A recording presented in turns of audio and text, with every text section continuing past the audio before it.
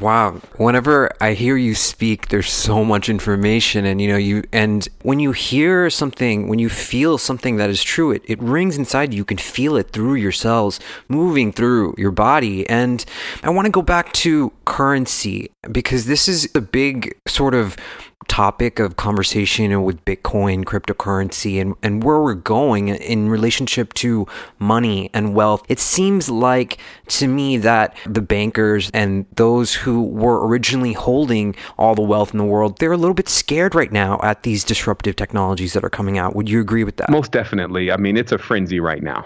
I mean, I've never seen the world like this, but I've only been here 38 years, right? So the truth is that it's a very, very interesting time because we have a lot of third party groups, meaning that not directly related to the government, that are also making a push to at least stabilize their own reality. And I'm not saying that these people like consciousness or any of that, but everybody has different levels of instincts. So some are looking at this like, hey, this is not a stable system. We need to create one on our own. And a lot of these new technologies, such as the blockchain, you always say where there's a great level of power, there will also be a great level of fear. Any of these things, if it's just misused, it can equal like the next level of our nemesis, right? So we have to learn how to grab the wheel. Like I always say, big ship, small rudder. Earth is a big place, but it's still controlled by just one small current. And that current is basically who is able to really bring in that next level of the paradigm because everybody wants that. So it's clear that the next level is sovereign. It's more of like you become your own bank. Because here's the thing, if I work 16 hours a day, which I do, and all of my money and my time and my energy has to be sent through what I would say is a necromantic funnel. And let me explain that. We got this dollar, it's dead presidents, okay? And it's made with all this paper that it's basically a magical blend because the people who put it together, they were papists. Even their teacher was named Papist. And what a papist is a person who knows how to cut roots. They know how to use different types of trees and different types of ink and create talismans that actually are able to pull down the power of the stars and put it right into that symbol. And that symbol, that paper, that talisman. So with money has this thing going on where it's literally connected to what I would say is a club of vampires.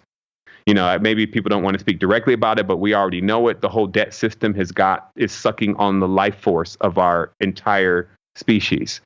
So because of this, we have to see what that is energetically. And is that really harmonic with the next level of where we want to go? And obviously it's not.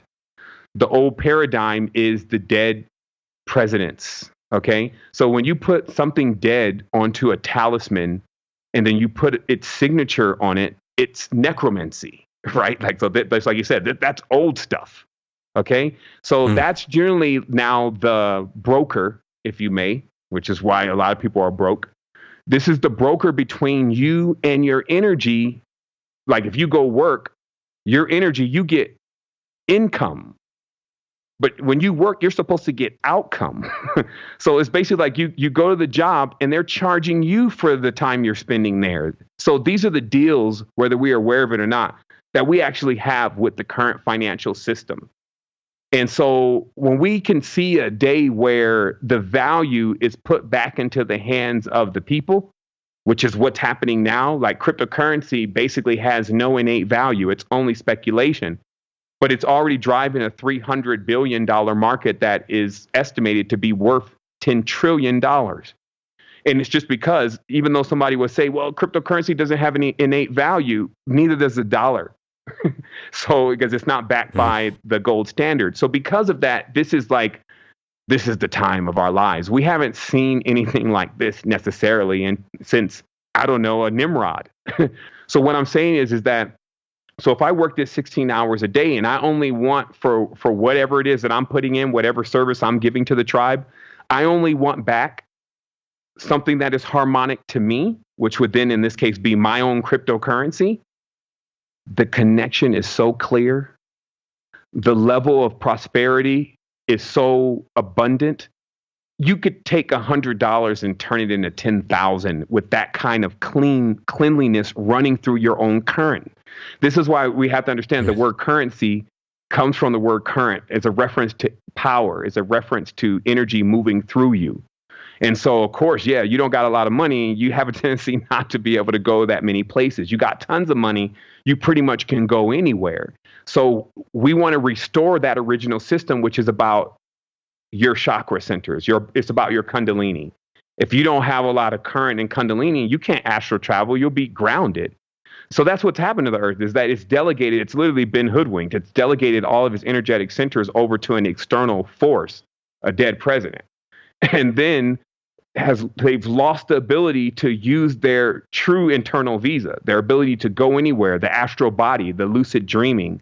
They've lost that in exchange because because they're transferring this current, they got to spend time.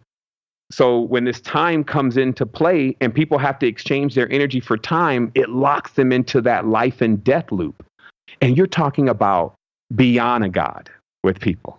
Like, even when you're trying to put terms on what the soul is inside the human body, it's only an underestimation. So this is why each person then actually has this huge allotment.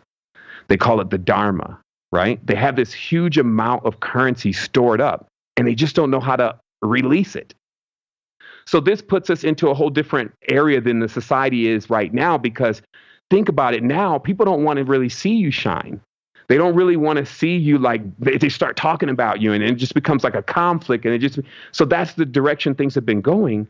And that all has to do with the money and the necromantic system. And then now what cryptocurrency even means is that in the crypto, or when you crypt something like encryption, it's literally taking these dead presidents and it's making them no more. It's putting them into another system to where you can no longer trace even where it was in the first place.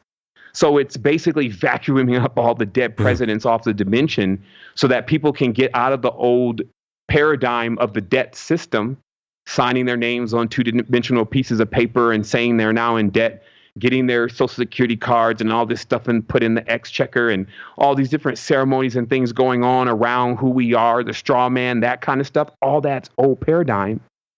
And then the truth is that when a person unlocks their uniqueness, that's when they come into the full realization of that. Until then, they kind of like believe it, but it's something they need to see it in themselves. And the only way they see it, and this is what every teacher should know, the only way that person will ever see it is if you unlock it within them. And that's the tap dance. There is something being built. We're constructing it as it goes, like we're scaling it up. And it's true and it's genuine because it's about us and it's about the facts. And the facts are, if we're separated, we can never be stronger. We come together, we're stronger, we're more expanded. So what we've been doing is we've either been creating these nucleuses.